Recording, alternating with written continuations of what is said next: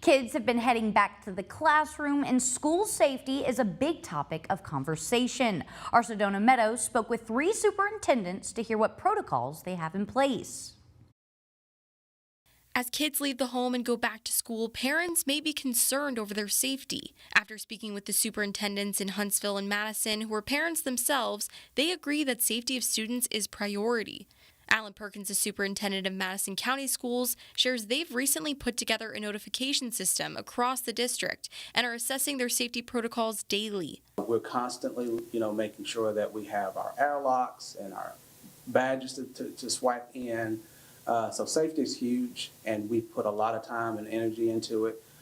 We are constantly looking at making sure that we have SROs. We have partnered with the sheriff's office, of course.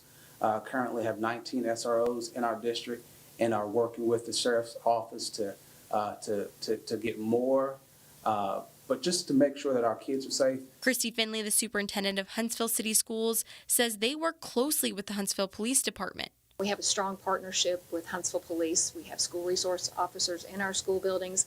Something a little different from other districts is we have an internal campus security team that has campus security officers in our schools, and they work really well together, collaborate, work well, and plan that continuous improvement or reinforcing our procedures. And Ed Nichols, the superintendent of Madison City Schools, shares they developed a safety coordinator position several years ago. Dr. West is the head of our safety. He immediately gathered feedback and parents and teachers and put a group together to reassess where we were as a district and what things we could do. He and our school resource officer team also went to the state resource meeting, and he went to the national.